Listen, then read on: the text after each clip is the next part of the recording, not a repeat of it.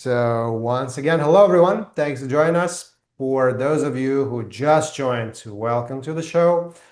What we'll be talking about today is how our wonderful guest created an effective portfolio and that enabled her to land her first UX role and got her hired.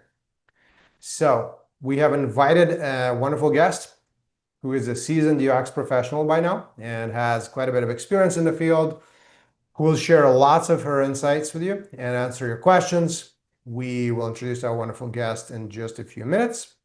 For those of you joining us for the first time, my name is Michael, and I'm the founder of a company called BeginX. We help people who know UX basics and want to transition into UX. Our program is a part-time UX career accelerator with real mission-driven client projects that provides a guaranteed way to become highly marketable and land a UX role. Unlike most traditional bootcamps or career programs, we allow our participants to build real experience, strong real client portfolio, crucial soft UX skills like UX team collaboration, client and stakeholder management, representation, and master the UX job search and interviewing necessary to land a UX role. All in a collaborative and fun environment and under the guidance of industry practitioner mentors from top companies. And I don't mean this to brag or anything like that, but just to give you a bit of a background for credibility purposes. The company was started in New York City, and we have run many virtual cohorts over the years and helped around 160 people or so get hired into UX roles. So we'll tell you a bit more about the virtual program and also make a special announcement closer to the end of the event. And of course, that part is completely optional for you. Here are some of the companies that the grads were hired by. So essentially, we've seen lots of people go through this entire UX career transition journey. So now let's get to the most fun part and introduce our awesome guest speaker, and then we'll jump into the interview. So Kristen, it is so great to have you here. Thanks again for joining us. Really excited to have the discussion with you because I know that you have a very interesting story and you made so much progress, Yeah. from the time I met you a long time Yep. ago. Oh yeah. And yeah, you've gotten really good at landing these new roles and getting hired by now. So would Mhm. you like to briefly introduce yourself? Sure. Hi, everybody. Welcome to the show. I'm excited to be here. I saw some New York people. I'm from Brooklyn. So so for me, my story is pretty interesting. Should I just start with that, Michael? Should I just go right into it or just like say hi? Not yet. So at first, Okay, let's just sure. do like a very quick intro, and I have lots of questions for you. Questions, Yeah. yeah, Because I for know you. my story is Yeah. like it's like fun, and I'm excited to tell it. But yeah, so it's very nice to meet you. I'm a UX designer. I've been doing it for right after I got out of Michael's program. So I guess what has it been 5 years, maybe something like that. So yeah, nice to meet you all. Happy to be here. All right, amazing. So thank you, Kristen. So let's jump into the interview. Um, and also, by the way, just a quick reminder for everyone. So if you have a question, please use that wonderful Q&A tab. I know no matter how many times we say that, some people still put the question in the chat. So this way you can also upvote others' questions and to make sure we address the most popular ones that many people are interested in. And ideally, please also try to focus on the topic, right? So make sure that we're happy to talk about UX career transitions, specifically about portfolios, effective portfolios. Um, all right, and just a reminder, we'll make a special announcement about the program we're running closer to the end of the event, and we'll also share this career transition roadmap summary handout in a few slides, so stick around if you'd like to get that. All right. So, Kristen, so let's start from the beginning. What were you doing like before you decided to even transition into UX? So initially had gone to school for graphic design like years ago, and I had a print design job. And then that was all sort of failing. I was just doing like layout for a magazine. And then I moved to Brooklyn and I started bartending, and I like loved doing it. It was really fun. Like I did it, I'd say 10 years I did it for. and I became the manager of this bar in Brooklyn. And it's funny because like it kind of sounds like a total pivot, but like it both of those roles like taught me a lot of things that did carry into UX. Like the creative foundation and then the bartending was really good about like reading people and like reading the room. And that's, I'm sure we'll get to that later, but just how like you can really find UX in almost anything, really, to be honest with you. But that I just, when I heard about UX, I was like, oh, that sounds like kind of a lot of the things I've done, like, because it wasn't really a thing for a while. And then when it started to become one, it was like, oh, reading people, oh, figuring out problems, oh, like knowing how to de-escalate. Because like honestly, like you deal with a lot of product owners, and a lot of cooks in the kitchen with this job, and you have to like know how to like. It's funny. It's like sometimes I feel like I'm still bartending. I'm like, okay, everybody, let's just stick to the plan, But anyway, yeah, that was where I came before I took the program here. I was bartending, managing a All right. for 10 years. So just no tips now, right? Yeah, no tips anymore and no pay, like if I work past 5, but that's okay. All No big right. deal. So, tell us a bit more. Why did you actually decide to like, why did you want to get into UX? Well, like I feel like sort of touching on what I just had I answered the last one. It was like all that stuff. It just made sense. Like, I mean, UX is user experience, and I mean, really, like I was like, I feel like I'm already doing that in like kind of an abstract way. And I did have some, visual design experience that I didn't really know what to do with. Like I was like, what do I do with that? So to me, it just kind of it made sense. I feel like in my head, I was like, this is going to be a good plan. Like to take all the things about reading the room, knowing people, knowing how to de-escalate, solving problems, and then the visual design background. So Mm, for me, it made sense. okay, okay, awesome. All right, so that's cool. What were some of the biggest challenges for you in the beginning? Well, for me, it was learning the new tools and the methods, like beyond what I had learned in school. Like, the things I learned in your course, like kind of like problem statement, having a point of view, like iterating, like there's like a method, to UX that I didn't know. I just kind of knew how to solve problems, but you can't just be like, I feel like this is the answer and that's it. Like, you have to, there's a way to do it, there's steps to take, and there's a professional way to like kind of like solidify and document those steps. So that was hard to kind of learn when and when not to use those things because there's a lot of things and you don't always need them all the time. And I think just my confidence, like I, yeah, I don't know, imposter syndrome, like I was a bartender. I don't know, I feel weird, like no one's gonna like, is this gonna work for me?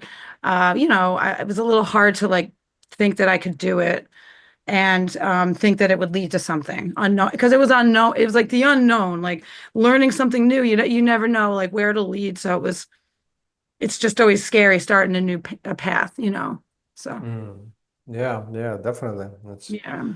so before we start talking more about the actual portfolios and case studies, I also want to just kind of ask in terms of the overall transition, right? So, because you obviously need to build up the hard skills first, right? Or like the technical skills. Mhm.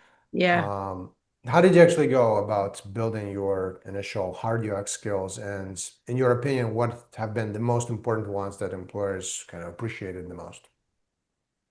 I feel like learning how to explain your decisions uh is the kind of the most important thing. Like in because I like I said, I had some visual design background. That was kind of more like you made something look nice, but it, you weren't like building an experience. You were just like, these colors work. That logo looks good here. and there wasn't much else to explain other than like these colors go together. It was like, but UX is so it's such a it's all about a person's experience looking at the thing you did, and you're kind of a salesperson for yourself when you're selling these things to like the stakeholder and or a product owner, and so that's what they care about because that's what they want to know. Why are you doing this thing? So I think taking the skills I knew that I had and not just like saying that, not explaining how I did them in a professional way, learning how to explain myself and sort of talk through my decision making was the it's the most important thing, and it was probably like how I built on what I knew is how to break it down, how to not just arrive at the destination, but how to break it down.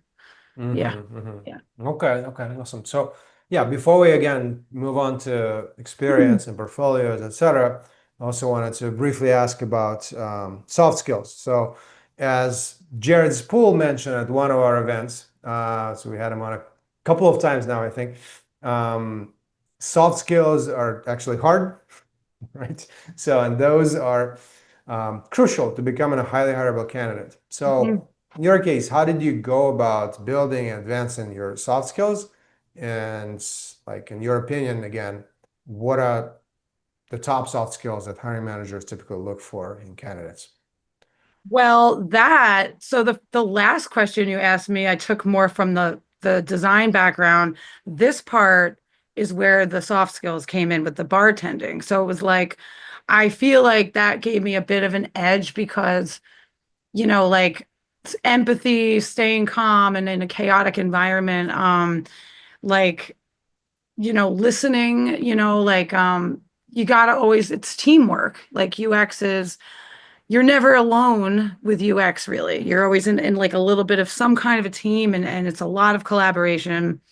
And so I think that bartending and just me in general, I'm kind of an outgoing individual. So like it kind of it I'm pretty like okay with kind of like having opinions and things, but sometimes I'm too opinionated. So it's like, you know what I mean? Like I had to learn how to like not always be so kind of aggressive about those things, but you learn, you learn as you go and you just try your best. But I think if you're anyone that just be yourself. I say that, I know that's a funny thing to say, but just if you have a decision, if you made a decision, there's a reason you made it, right? There's a reason for it.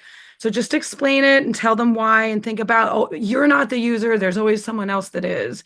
Think about how they would use it and just I don't know. Now I'm going on another rant, but yeah, I'd say the bartending would help me there in a nutshell. All Sometimes right. I go off on like other rants. Only sometimes, right? Just once every time I do these, or five or nine or 10 times. All right. So, before you landed your first UX role, right? Mhm. And also just a heads up, even though, so Kristen mentioned she did go through our program, right? And basically was able to build up her portfolio quite a bit that way.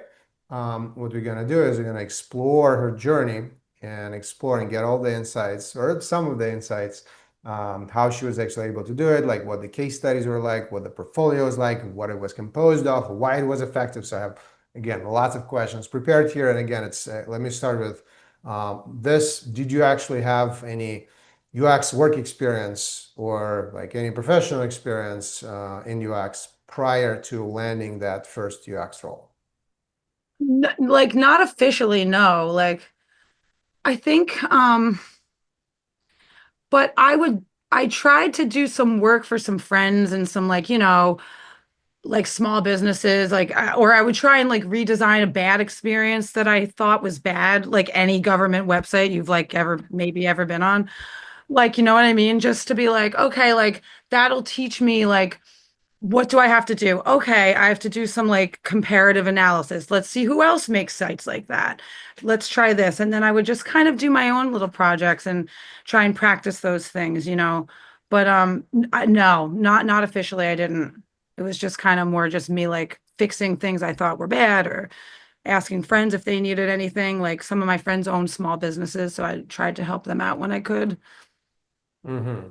Yeah. Okay, okay. So And you mean so officially, so meaning like you did not have an official full-time I didn't get role? paid for it. Yeah, like I Uh, didn't have a job or wasn't, yeah, like it was just like I really wanted to get a job in it. So I just was trying anything I could, and that included, even just with your program was great because it was working with actual companies. Like that was great because then you actually talk to the stakeholder, and that's like the thing. You can't really do that on your own. Like you can, but when you're doing your own projects, it's fine. But you do need someone, you need real feedback. Like that's what UX is all about because it's a constant iteration. So mm. that's what I thought was great about BeginX was it was an actual company with an actual owner that you showed work to, and yeah, it was super helpful. So you did gain some real work experience. I know, I guess I did. I mean, but I just mean like Yeah, let me just not like a clarify, right? career yet.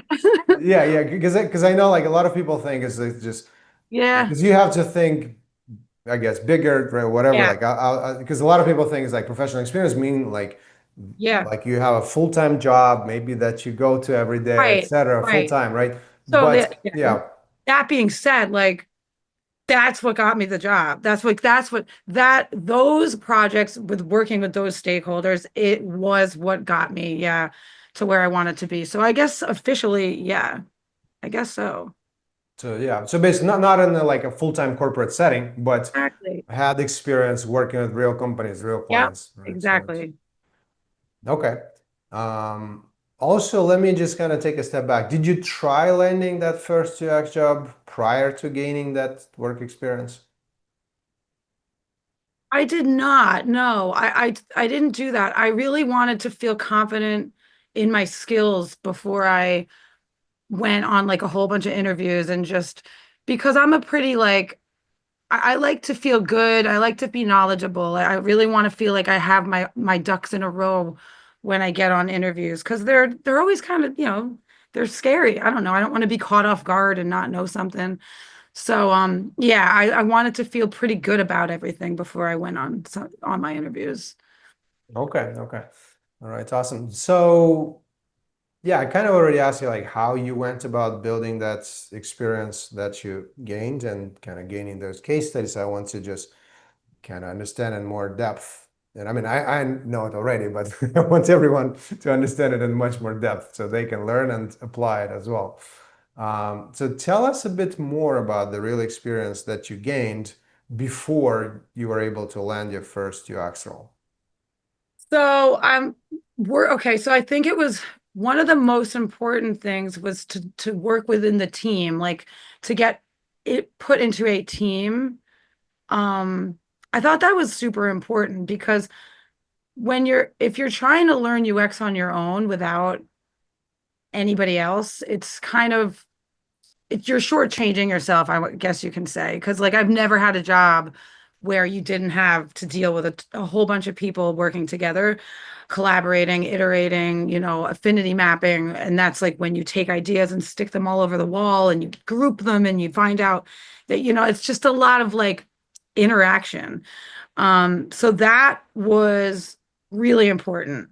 And I feel like the projects I did on my own didn't give me that necessarily, but like working with the real live companies and with a team, those are the two biggest things you need to learn how to do. So it was like that was super important.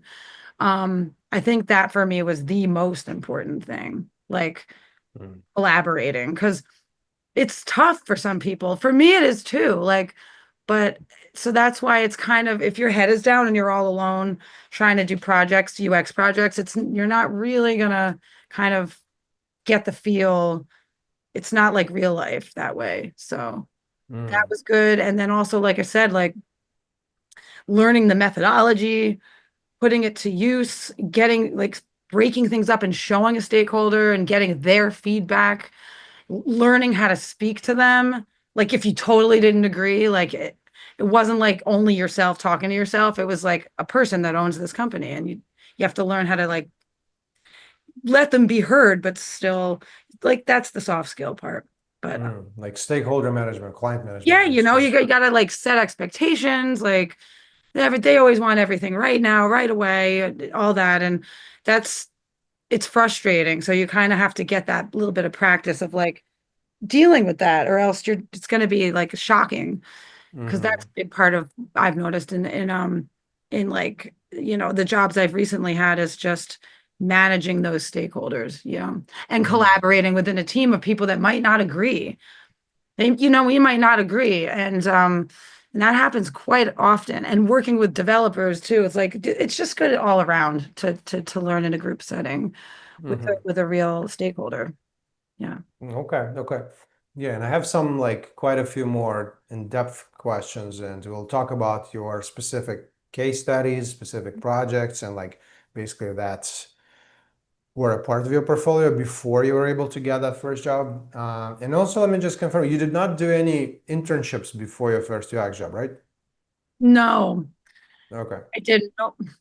okay, okay, got it. Um, all right.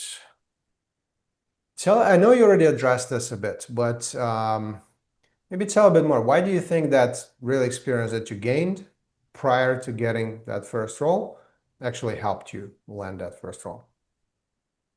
Well, it gave me the credibility. Like, first of all, it's on my resume. In fact, it's on my resume now. All the different places I worked for, these were real companies that we actually worked for. So they're jobs, right? So um, there's no way I would have gotten a job without having had any experience. I'm sure somewhere there's a person who somehow did that, but like, and I'm pretty good at like talking to people and getting things going, but even me, like I needed to have something to show, that wasn't just like a fun, me being having fun. So it was really just the proof of that I did this work, and to show it and to actually like have a case study, and to for the company to exist and for it to be real work in a real group. So it was the proof on the resume, that I did those things. Okay, okay. Yeah, Yeah. that's great. That makes sense. And we'll get into the case studies in a second as well. By the way, if you guys have questions specifically about what Kristen is discussing about portfolios, case studies in general, right? Effective portfolios, and I'm sure you'll have quite a few questions, like especially we start talking about all these different case studies that she had in a bit more detail. So yeah, don't hesitate and put those in Q&A. All right. Kristen, so overall, how many case studies did you actually have before getting your first UX role? I think I had three. Okay. Yeah. Three. Mm-hmm. Yeah, there was Okay. three. I think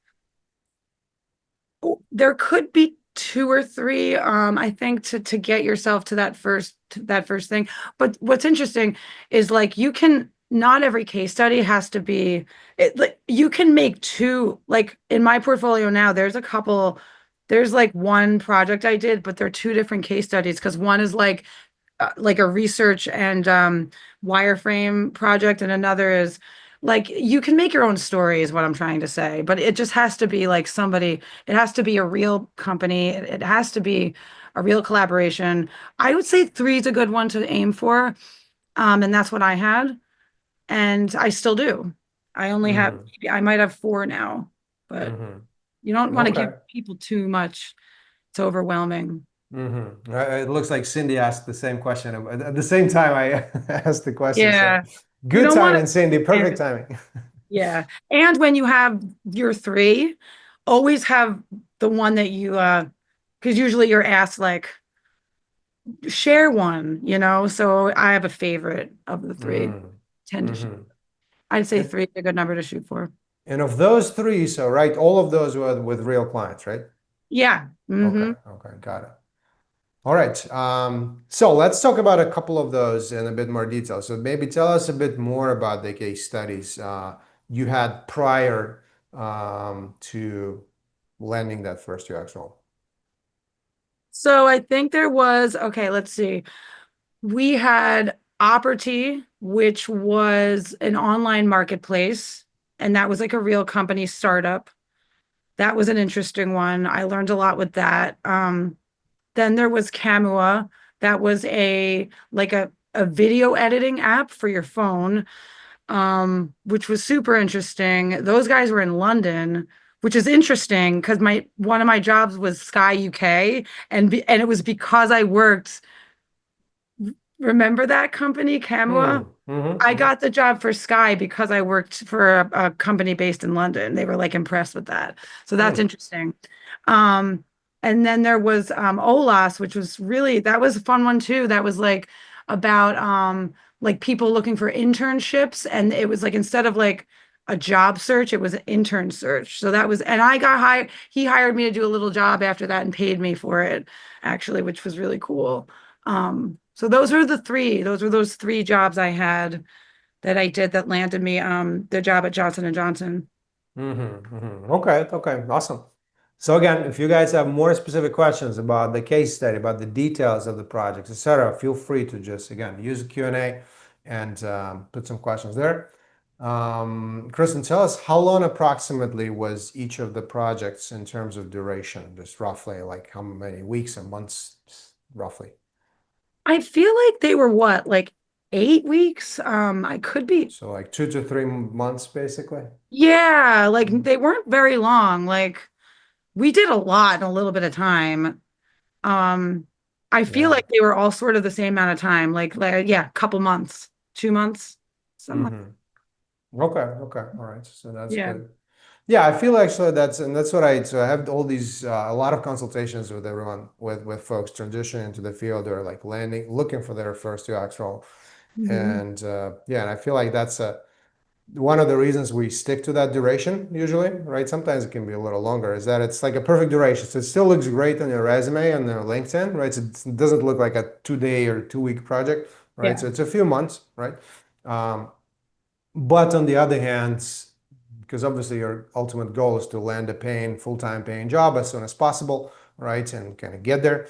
So you don't want to keep doing these projects, forever. So you want it to be long enough, but not too long, basically. yeah. All right. And so, Kristen, in your opinion, what do you think were like the top three things, and maybe five if you can get there, that made your UX portfolio effective? So the top five, I could do that. Like, I think we already sort of mentioned a couple, right? Like that they were actual companies, real places, like that I worked with the actual team of UX designers, which was number two, because you have to know how to do that. Three is knowing how to like lay out the portfolio case studies, how to start with the problem statement and work my way down to it's a story, it's storytelling, learning storytelling, which I don't know how many I've just said now. Is that three or four? And I guess showing some sort of next step at the end of like what now would happen next is always really kind of good, because the thing about that is sometimes things don't get implemented. They don't. I mean, I've had tons of jobs, like a lot of the things I did for Comcast, never even, it didn't really get implemented. It's still a job. But I always have next steps. What would I do? What's the thing I would do after this step to get it to be, better, or the next thing, or implemented, or what have you. So that's always like a talking point on an interview I found. And I think like knowing the amount, the right amount of of information to put on each thing, not an overwhelming amount, like just keeping it simple, knowing the steps, knowing that how to lay out your story for each case study, the fact that it's a real company, and the fact that you worked in a real team, and stating problems you ran into. That's a really big one. Mm, So that okay. one, all those things are the what I learned before making the portfolio and then having the interviews, I think. Mm, okay, okay. Mm. Yeah, awesome. So, yeah, what we also noticed by analyzing like lots of candidates who were successful at getting hired, landing their first UX roles is basically it's important to um, for the case studies to have like if you're looking for a digital product type of UX role, right? So it's important to have digital products in your portfolio, right? So we actually work with, and by digital products, I mean ideally like not just information sites or marketing websites, etc., but something that is more like an interactive product that has this like two-way user interaction, right? So it's not like a little like tech company, right? Or like a startup or a product basically that they have, right? So this is much more similar to what you'll be looking for and doing in the future. Again, don't get me wrong. Sometimes like information sites, marketing site, that can be great as well. It can still be much better than doing like hypothetical projects, right? But ideally, you want to have those like end-to-end digital product type of projects that you can also showcase in your portfolio. And it's also a good idea to ensure that to kind of scope those projects in advance and to plan them with the client. This is how you can stick to that shorter timeline, right? You don't so it doesn't drag on for 10 months with you achieving the same results, right? So basically you just scope it out, you set the direction, you plan what's in scope, what's out of scope, like what you're going to be covering, etc. So that can save a lot of time, basically.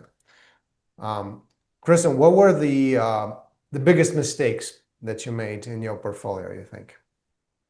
Well, I don't think I sometimes in the beginning, what I would do is I would just screenshot something and just throw it up in there, like just without much kind of context, And I think like I learned, I mean, it still was fine, but it was like just I'm just saying, like as I refined it and all that, I realized people don't know what you know, right? They don't know what they're looking at. You can't just say affinity mapping and then just put a picture up. Everybody, people that are hiring you, they want to know why you're doing the things you're doing. And they want to know what the result of what you did was. So it's like, I think in the beginning, I was a little naive. I expected everybody knows what that means. So I just put like a picture of me putting sticky notes up on a wall, being like affinity mapping. You know what I mean? Like without like any other context.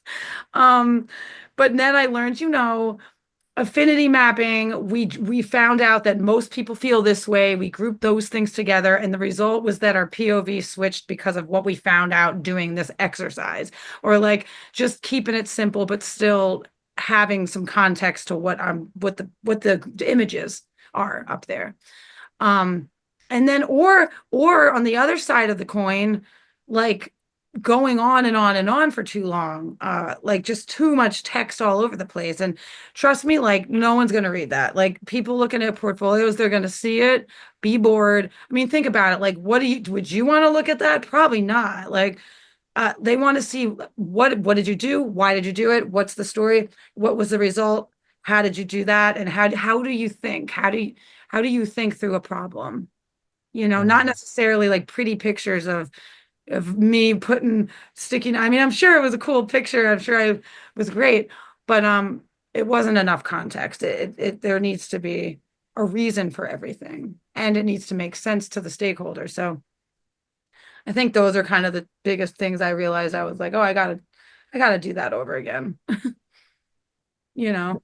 All right, yeah, that makes sense. I think almost like every second person probably has that picture with sticky notes, right?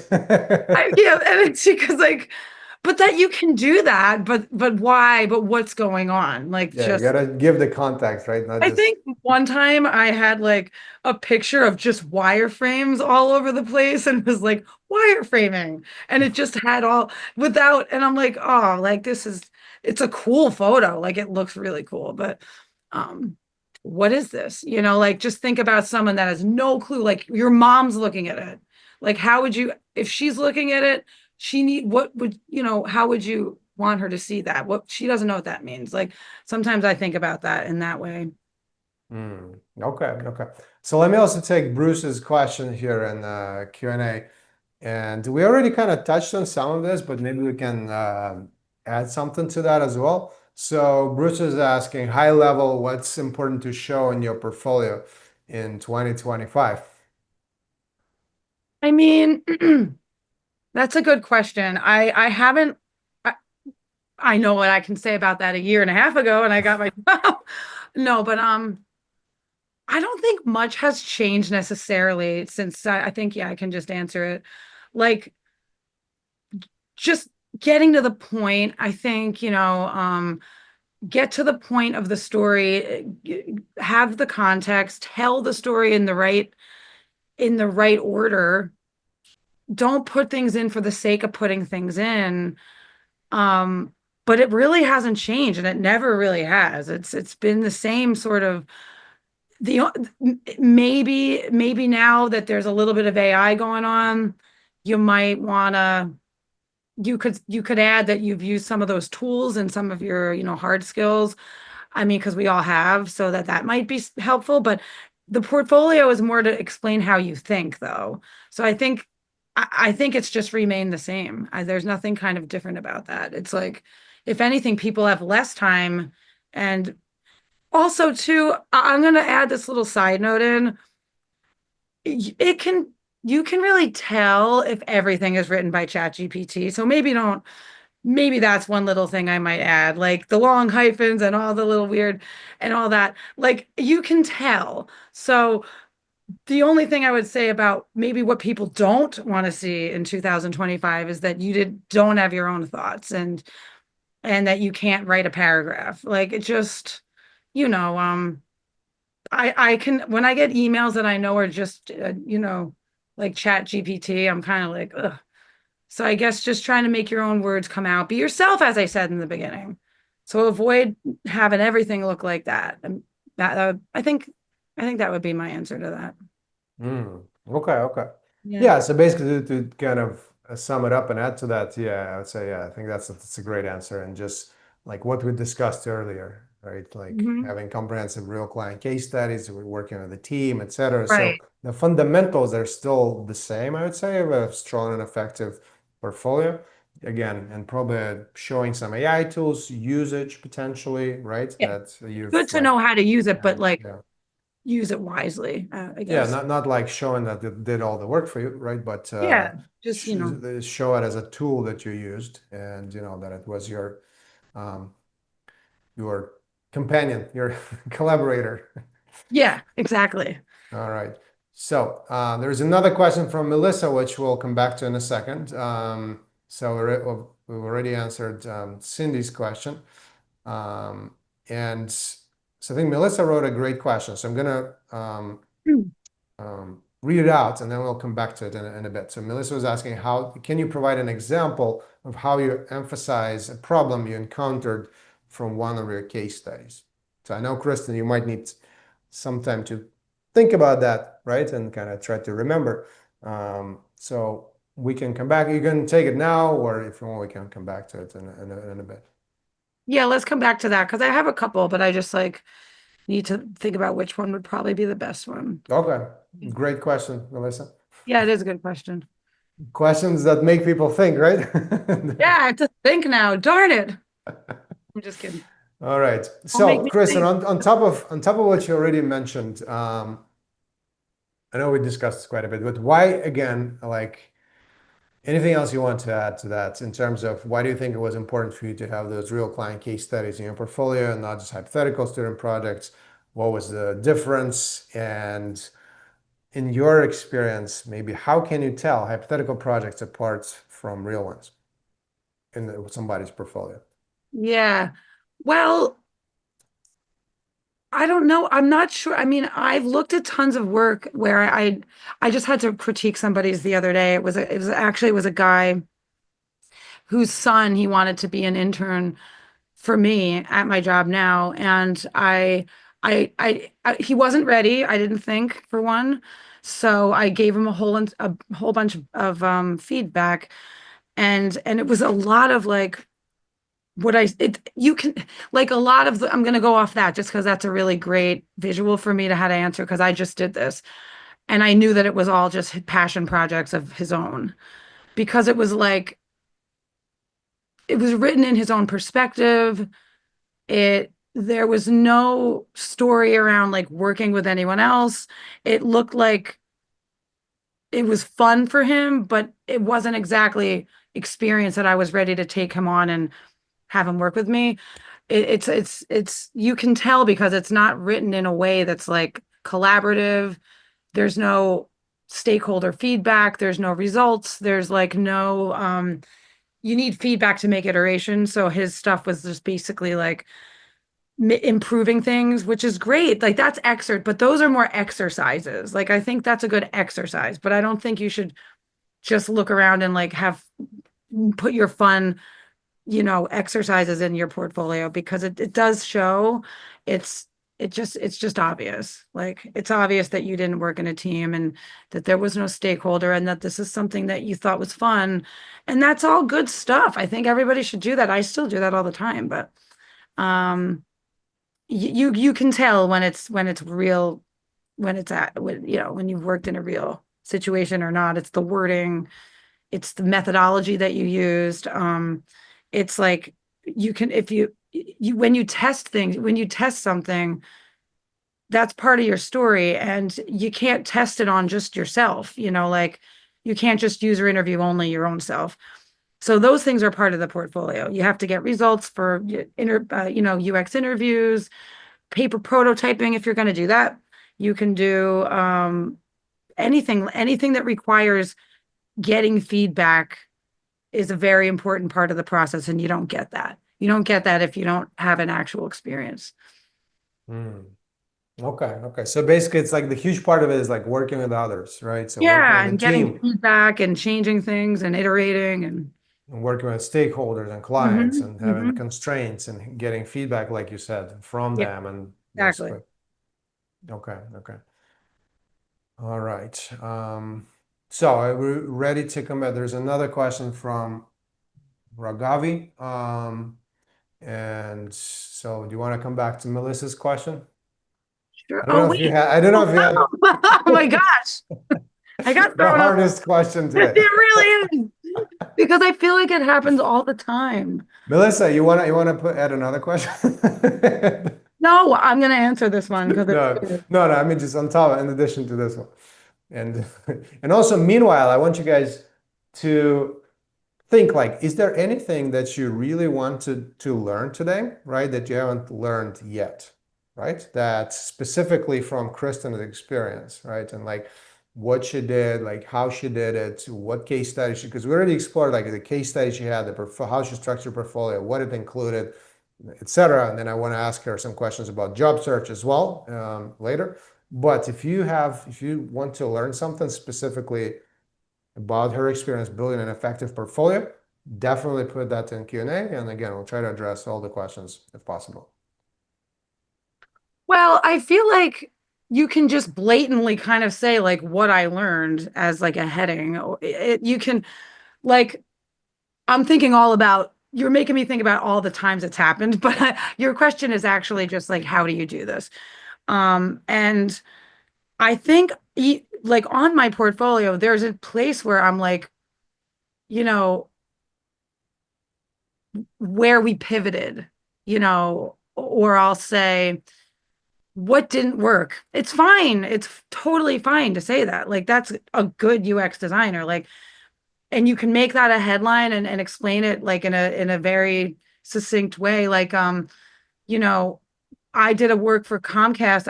I was designing like their family settings tab in the Xfinity app. And like, you know, we tried to put it somewhere, but no one could find it. I think it was like no one could find where it was.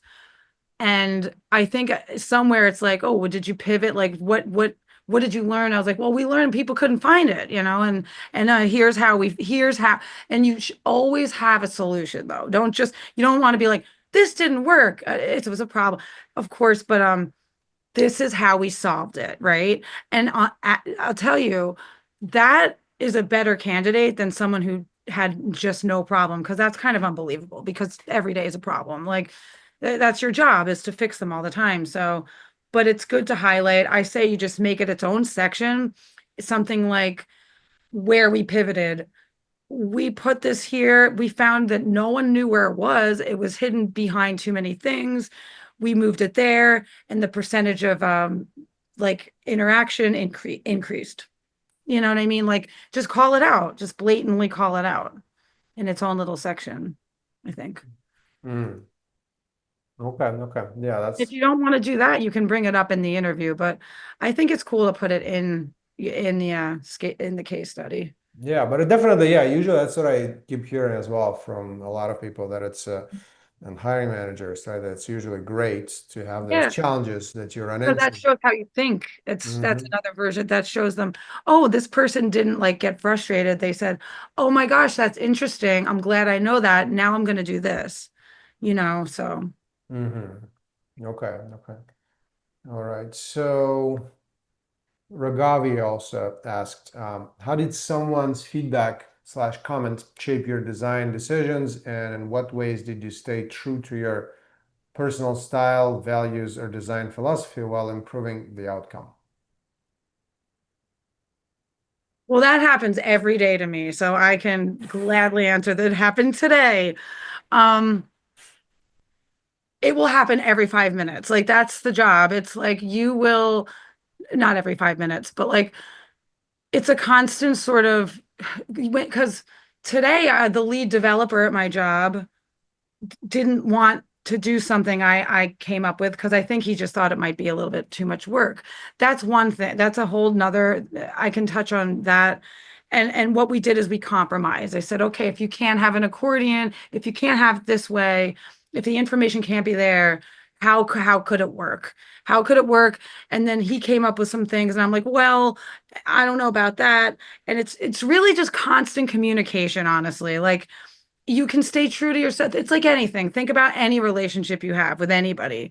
You can always stay true to yourself and take a little bit of criticism, right? Or if you can't, you really have to learn how if you're going to do this job. Like that's like it's just like the way you have to be in life to be a successful person. Like Michael might say that sometime he probably did, like Kristen, like, I don't think, this doesn't, maybe this isn't working out. I'm not gonna be like, oh, well, that's it. I'm out of here. Like, it's like, well, okay.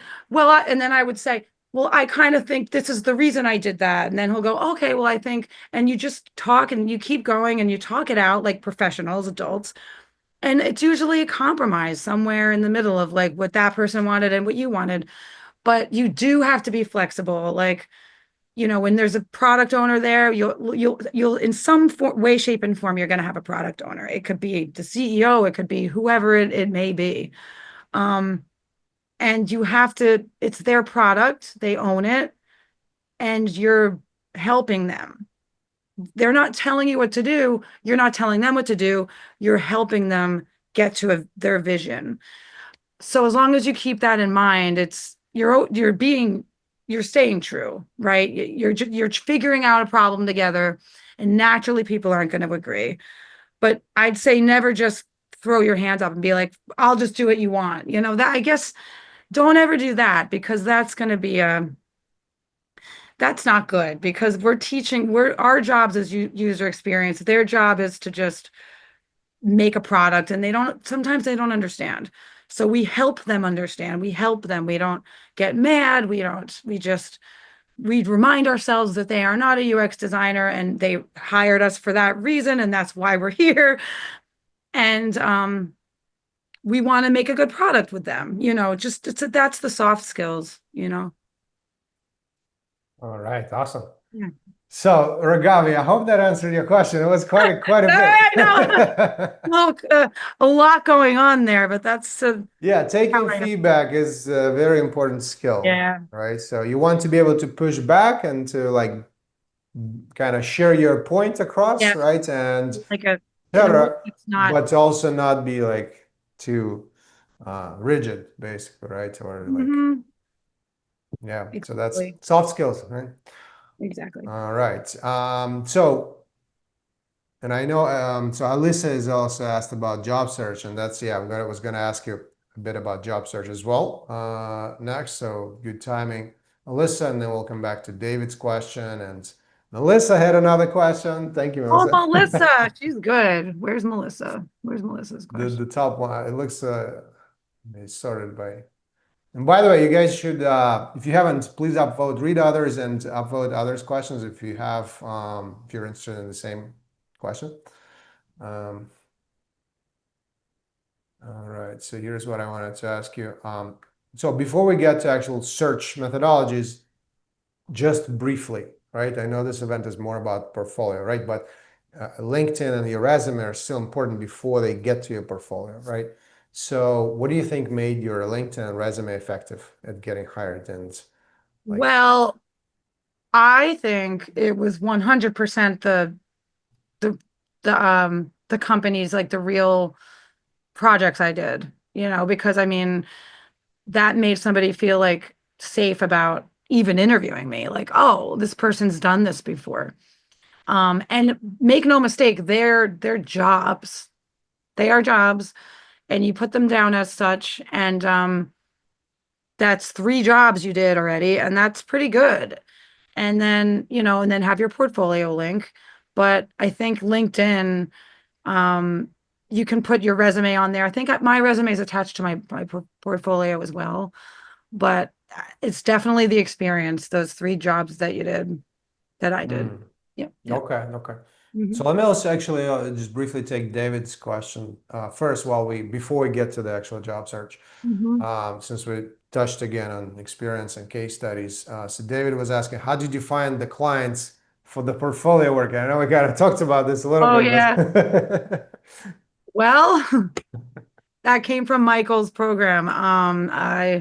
Yeah, like they were real companies, startups, or just, I don't even know if one of them had been around. I think one of them was around for a little while. The one in London, I think, for that they were like sort of just starting. But yeah, they directly came from the BeginX program. Yeah. So yeah, and David, also to add to that, so obviously, I mean, that's one way, right? Another way is yeah. you can still technically source your own client projects, right? And Mhm. that you um, can volunteer, right, for or Yep. do pro bono, or maybe if you can get paid work, then then that's even better, right? But don't let don't prioritize if it's just what's the best way to phrase it? Don't prioritize. It's better to do pro bono case study, right? That actually is a very amazing case study, comprehensive, strong, end to end. This is your product. You have a lot of say how to shape it, etc.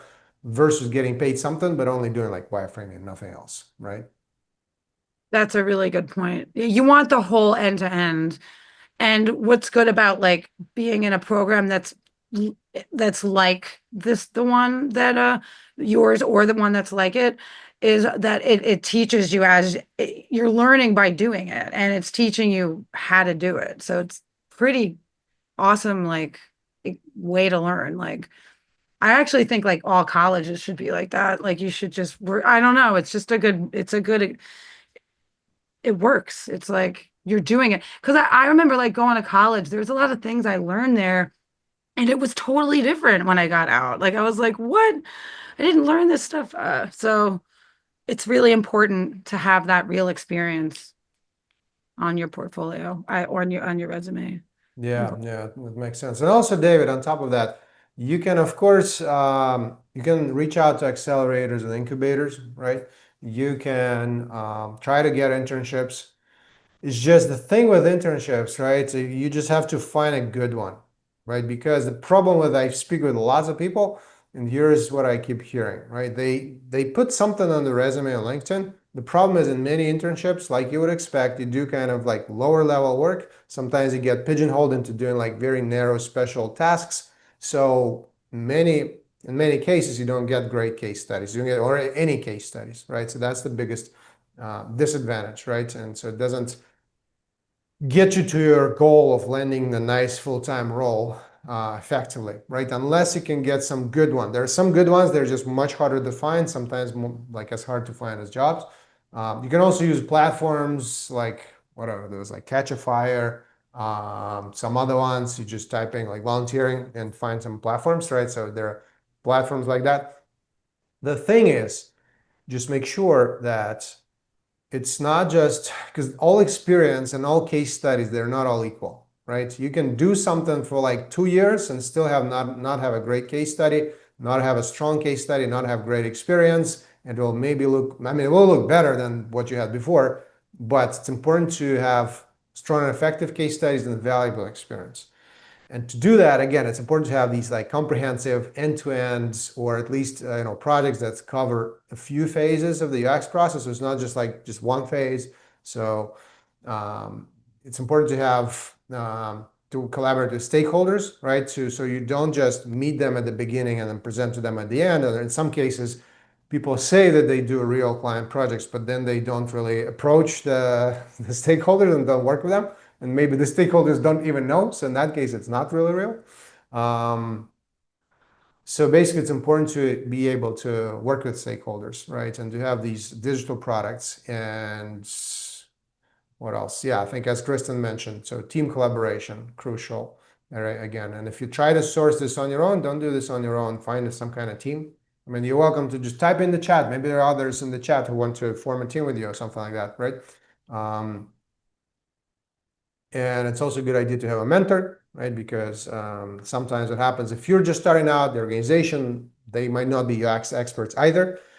So then you put two and two together, and it's often a recipe for like a long, painful experience that might not lead anywhere or get you strong case studies, right? So a mentor can basically save you months of your time, essentially. Yeah, and try to ensure that kind of increase the probability of implementation, right? So that the project that you do, ideally, again, implementation is never guaranteed. As Kristen said, right? Even if somebody hires you, pays you tens of thousands of dollars, etc., it's never guaranteed that it will be implemented. But if you find a stakeholder, if you find a client that with a challenge, with a problem that they really want to solve, it increases the probability, and that's important because you can showcase the impact, the results, etc. Right. And ideally get some developer collaboration experience too, or at least developer handoff, or like developer, maybe involve a developer, etc., or at least just like learn a little bit on how to do that because that's often asked in interviews as well. So, so I know that's David, that's like a very long answer to your question. So it's not just how you find the clients, but how do you ensure that the clients you find get you great experience and strong case studies? Yeah. Right? Because feel like that's really on topic, like focused, related to like a big part of our topic today. Hmm. All right, so now let me ask you this, and let's also address Alyssa's question. Let me see right here. Yeah. Kristen, which search methodology got you most of the interviews for the first role and maybe the following roles? So, my situation's a little strange, like, because recruiters just reached out to me. I know that, like, I think not every single one of them. The first one I got was, I think, LinkedIn helped me with. I think I filtered things out. I don't know. I don't know if I applied though. I think I may have applied to the J&J. Sorry, I'm like going back and forth. I think for J&J, I was looking for a job in LinkedIn, and I was looking for UX jobs, and I might have applied to one, but I got called back for another one. Like it was like the same recruiter was like, "Oh, actually, I have an opening that you might be good for here." And then I got that job, and when I was there, another recruiter called with another opportunity at Comcast that like just paid more, and I just moved over there. And then they found the job I have now, so they moved me to that. So I guess putting all the stuff up on LinkedIn and having my portfolio ready and available just made me an attractive candidate. And like people, I did get some interest from recruiters, believe it or not. Like they were contract jobs, and I know some people are like a little afraid of that sometimes, but they were great. I mean, the first one I had was supposed to be a year, and they kept me on for a little longer than that until I left and found another one. And then Comcast was also in Sky, UK. They were contract jobs. And now I'm in a full-time job. So it was like, um, recruiters helped me quite a bit. That was who Mhm. helped me quite a bit. But they came from LinkedIn and posting my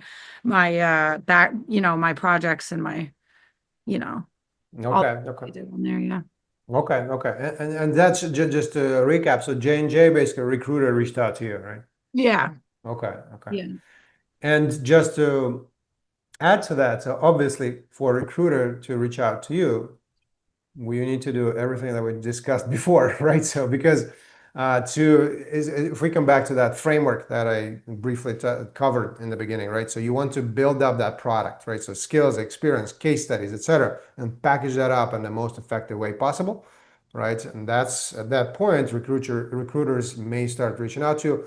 Again, just a disclaimer, right? So right now the market is still tougher, right? So it's been quite tough for a few years, right? So 2023 was probably the worst based on research and stats. 24 was still bad, but a little bit better. 25, I see it's already getting much better than 23 was, what 23 and 24 were.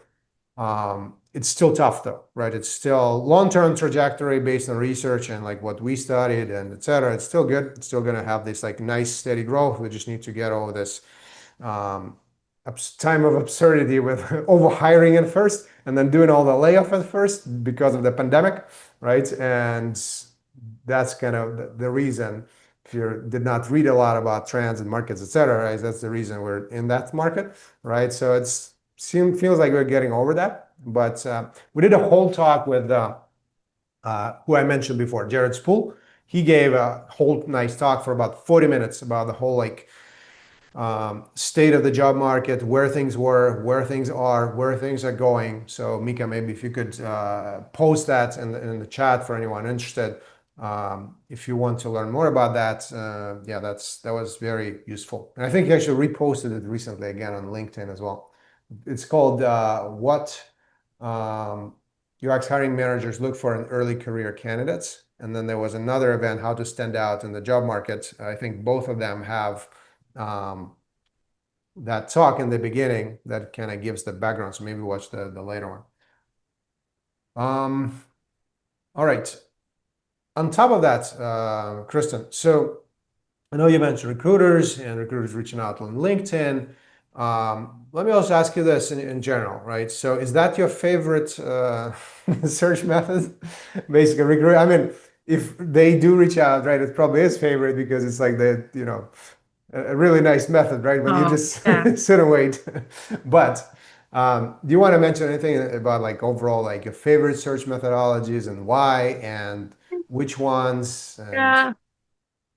It's tough. I don't know. I like there's so many that are great ways to do it. The most okay, the most successful for me is recruiters, actually.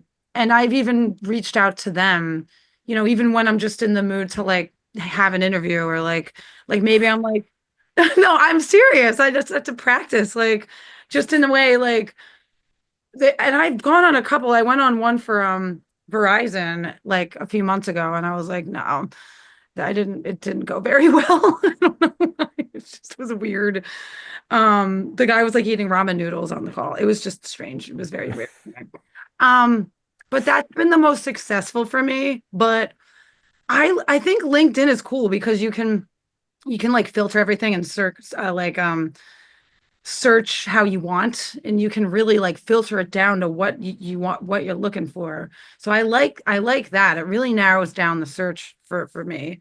um what else is good? And networking, because that's always a really good way. Like if you can find groups, to go to, like meetups and stuff, like just it's a great way to do it. Like, that's how a lot of people I know got jobs, just going to like these events and talking to people and like becoming kind of friends with them, and then like, oh, thinking they thought of you when an opportunity arose. So I would say I enjoy that one the most. That's the most fun, like the networking and meeting people and stuff. But the yeah, recruiters have just been the most successful for me. And that includes me reaching out to them, like, because that's their Mhm. job, and you have all your stuff together, your portfolio, your case studies, your this, your that, and you have it all there. And they have a quick little call with you. You tell them what you're looking for. There's Creative Circle. There's like, I was using Robert Half, and I had a girl that I ended up really liking, and she helped me with my next opportunity when my contract ended at my last one. So I Mhm. formed really good relationship with that, whoever that recruiter is. and that's another soft skill, so Hmm. I'd say recruiters are great. Call them, just they'll talk to you. You can set up a little appointment and they'll flag you if something comes your way. And that's how a lot of friends I know got jobs. That's how I do. Yeah, yeah, and I feel just to like add a quick like add a little bit on top of that, it's like it gets easier after the first job, right? And after that first job, First one. especially as the market starts getting better, then you get tons of outreach and whatever inbound calls or emails, etc., from recruiters, right? It's also important to differentiate. So recruiters typically find people for jobs, right? It's much less common to find jobs for people. Like it's called like reverse recruiting or something like that. There are specialized services to do that. I think what Kristen, what you mentioned is like basically you form a relationship with them, and then the next time they may have a related opportunity, they kind of think of you, right? So it basically increases the chances, right? So it's just you cannot count on that, right, as being your only method, of course, right? But it doesn't hurt, right? So but you could take a look at reverse recruiting also. It's much not as common, right? Because typically a recruiter's business model is that they take the companies pay them basically once they find a candidate, right? Again, but usually works much better when you have a little bit more and more experience and as the market improves, right? So that's just wanted to add to that as well. So Alyssa asked this question. I think Alyssa already answered the question, right? But let me see if we can. So, how did you approach the job search? Did you have success applying to job boards, or did you rely on connections networks? So we already answered that. Anything you want to add to that, Kristen? Did you apply on any job boards at all? Did you have any success? Did you have any? I didn't really have any success on job boards. I think I did try that in the beginning. But no, it, like you have to kind of, I think everyone's a unique individual where like your strength. Like I know mine is like talking to people in person. So I Mm. know to go to a recruiter, right? I know that's going to work for me. If you're someone who's really good at writing yourself up really well and writing really well, and you're very good at that, you do that. Like if you're really good at networking and finding the right person in a room, do that. Um, if you just kind of want the thing to do its own job, do the LinkedIn and just apply. If you're good at applying and writing those cover letters, I'm not really, so that's not my favorite way. Um, but yeah, there's whatever your strength is, you find that the way to do it. Like if you're outgoing, go to a meetup, call a recruiter. And even if you're not, who cares? Like it doesn't matter. I think like whatever you're more comfortable with, and that's what'll work. There's not one way that's better than the other.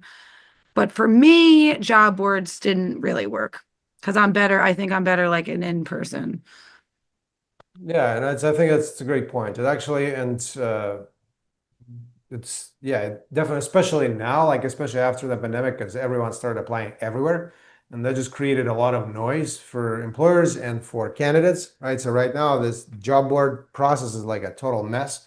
Like Mhm. employer just posts a job, then they get hundreds of applicants, and it doesn't mean that all of those are like highly qualified, perfect applicants. If you actually I don't know, do it like hire someone or use an algorithm or something like that and find candidates who are actually a great fit, it will be like probably 1%, right? So that means that if you apply to something that you're a really good fit for, right, that really increases your chances if they are doing a good job on their side. Because a lot of companies unfortunately don't, right? So they, Yeah, that's um, but yeah, networking is usually like what we hear about as like the most effective way. That's how a lot of our alumni got hired as well, right? So it's either networking and personal connections. And if you don't have a lot of personal connections and your network is small, start building it up. Start now, right? Start doing informational interviews and reach out to people, right? Use that 2 hour job search method that I talk about every every event. Mika, maybe you could post the just put the name of the book, 2 hour job search, Steve Dalton. Again, not affiliated yet. I'm still not, like every time I say I'm not affiliated, and I probably should be now. I get like some kind of like kickback for that from that book, I feel like. Yeah, yeah, it's like I mentioned it like every single event, basically. I read Uh, it. I read Yeah, it. no, it's good. It's good. It's like to the point, clear, gives you like a process how to build your network using informational interviews, essentially, in a nutshell. And no fluff, just like all the how-to details, right? Not just, okay, go on network. I mean, thank you. But like how to actually do it, how to Right. actually reach out, what to tell, what not to say, like how not to look desperate, right? Because if you just start reaching out to people and asking them for jobs, it's not going to be effective, right? It's, I think That's some happened to me. And I'm like, there's a way to do it that would work, but it's not that direct. Like, I'm looking for a job. Can you, it's kind of more like, hey, like, do you have a couple minutes to connect? Yeah. Yeah, it's actually kind of fun. I like doing that with people, and anyone here, feel free. I think someone's going to share my LinkedIn later, so I don't know. Yeah, I felt I saw a comparison that I liked somewhere. I heard it like a long time ago. It's basically like reaching out, just messaging someone, asking them about a job right away. It's almost the same as like just approaching someone on the street and asking them to marry you. Right. So it's, I mean, there needs to be a process like relationship building, right? So it's the same, right? So that's why that book is really good, as well Yeah, as Never Eat Alone about networking by Keith Ferrazzi, also good, or Give and Take by Adam Grant. So, and again, that's kind of changed my mind about networking. I used to not like it at all because it was just felt like this like superficial business card exchange type of thing. But when I started thinking about it as more like mutually beneficial relationship building and helping people and people helping you, right? And basically just, speaking with a few people only and kind of clicking with somebody, right? Not just exchanging 55 or whatever, 100 business cards, etc., but like actually clicking with someone, right? And then you can help them, they can help you, right? So, all right. So another question from Melissa, and I know we're running a little bit short on time, and we'll start to wrap up soon. So Melissa was asking, did you use a website or a PDF deck when applying for your current role? Which worked best? a website for me. Um, just because at heart, I'm a designer. I'm a visual designer. So, I always heard that thing about having the PDF, but I never really needed to show that. Like it didn't, I guess that's another thing that's preference, right? Like I like to kind of have it all. It looks, I think it just looks nicer on a site. I have mine's just like Squarespace. It's not even anything like super fancy or anything at all. It's not. It's just like pretty plain, but something about the way it like scrolls and one thing goes to the next. I prefer that. So that was always what I've used, and that's what got me the job I have now. All right, awesome. And yeah, often you can have both, right? What sometimes happen is like you have a website, obviously that's like the norm basically. And in some cases, if you do portfolio presentations and interviews, sometimes you need a slide deck as well. So it depends on the company, but yeah, I would basically, um, based on what we've researched and heard, and based on all the candidates we studied, that we recommend having both. Yeah. All right. And by the way, I saw in the chat, people did start to take initiative and did start to ask about teams. Amazing. Nice. Great. Great. Love it. Love the initiative. And I see there's like almost a team formed already, right? So make sure you guys Cool. exchange contacts. And, all right. So we took Melissa's question, both questions. Okay. And Sarah was also asking, so Sarah, I'm not sure if you joined later. We kind of talked about this, but yeah, we can just briefly maybe add an addition to what we covered. So Sarah was asking, with your experience, basically, I think she was referring to that it's easier to get recruiter outreach once you have some experience. And she's saying earlier this year, I completed the UX design boot camp with Columbia University, and I've only had hypothetical but collaborative projects with peers. And how do I get the real world experience? So that's what I know, Sarah, you probably joined late. So we did talk about it quite a bit. I mean, you could do a program like I went through BeginX to get that. And I have three real world experience projects that were end to end. We were saying how, you can do an internship, but I've had a couple of interns and I just make them do like very small things. Like nothing I have them do would be like a portfolio material, I don't think. You could do that. You might get lucky. You might get lucky and be able to do it all, but I doubt it really. Um, you could, I think in the chat, some people are making a team to like do like a case study, like maybe go find like someone like a nonprofit or someone that needs something done, and that's really cool. Why not? Just but it should be a team. It should be a real client, a real company. However, you can do that, but also be learning along the way how to do it correctly for when you do apply for a paying job. I think there are all the ways you can do it. There's a bunch of different things like volunteering, like you said. But I did a similar thing. Like I went to the FIT had one.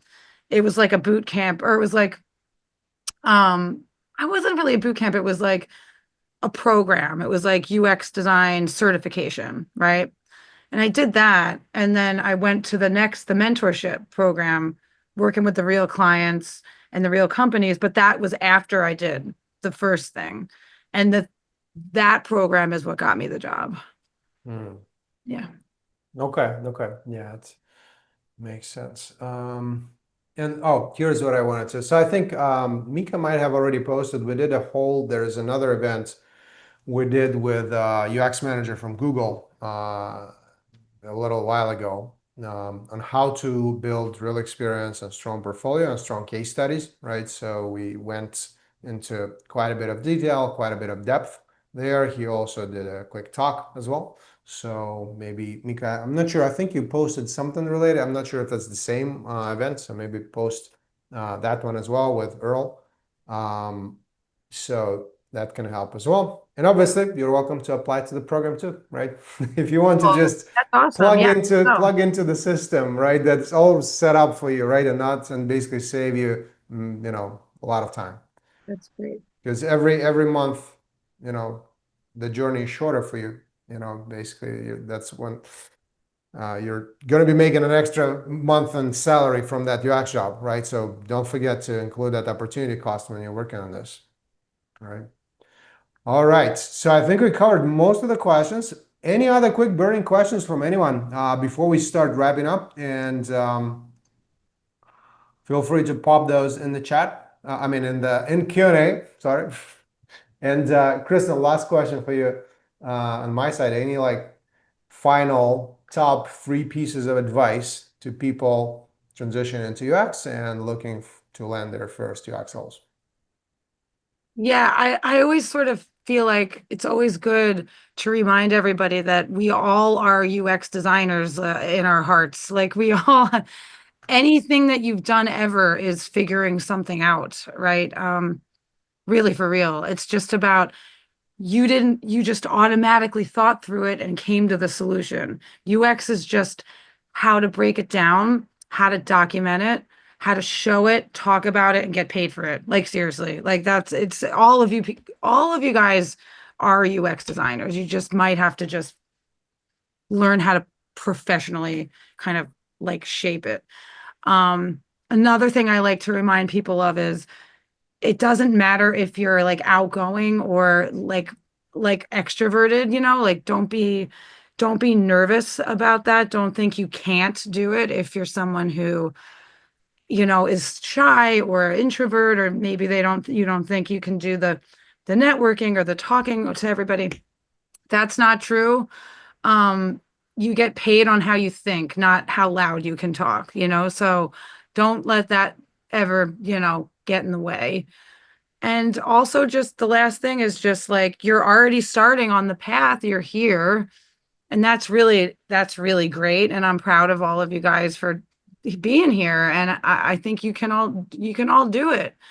Um, and just go for it. Just give it a shot. Go for it. Like you're already, here making your first step, and that's something that's pretty great.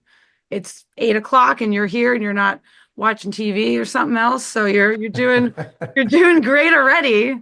Um, so I think that's like all I would like to end with. I think, and I will hopefully like Mika can, or you, Michael, can share my LinkedIn for them, and feel free to reach out and connect.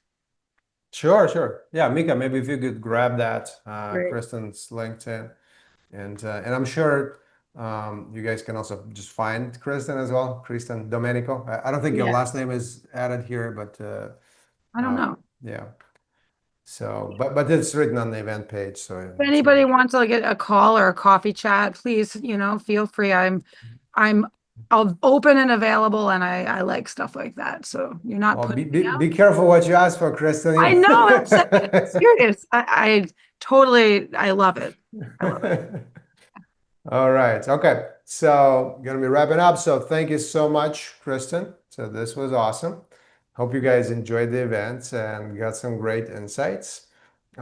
People often ask about the program that we talked about, right? So that we run. So as promised earlier, let me quickly tell you about this program, since it may be a great opportunity for some of you to not only build a very strong real client portfolio and real work experience, but also get the crucial soft skills like team collaboration, client management, and presentation, along with along with the career prep to master UX job search and interviewing, so you can actually land a UX role.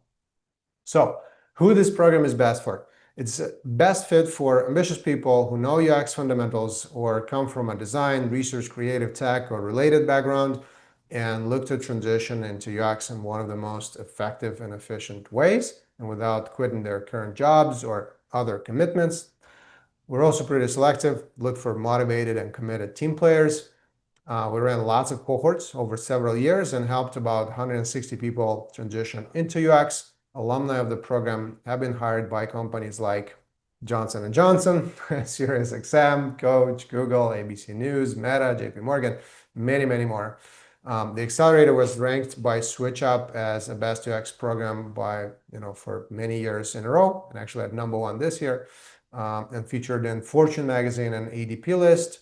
The advisors and mentors are also UX practitioners from companies like Google, IDEO, Amex, The Economist, many others. What you gain after completing the program is build and advance not just the hard skills, but the crucial soft skills. Gain real experience, robust clients, real client end-to-end case studies with digital products, expand your professional network, and master UX job search and interviewing so you can land a UX job. In fact, our grads have done so well that we offer a money-back guarantee. So you either land a UX job or you get your tuition back plus an extra $500 on top of that. All right, so if it sounds like you may be a good candidate, you can learn more on beginx.com. You'll see a link in the chat. Our cohorts are quite small and fill up quickly. There is a next one actually starting next week, so quite soon. So if you feel like it's a fit, please act soon. Otherwise, even if you're a great candidate, you may still end up on the wait list.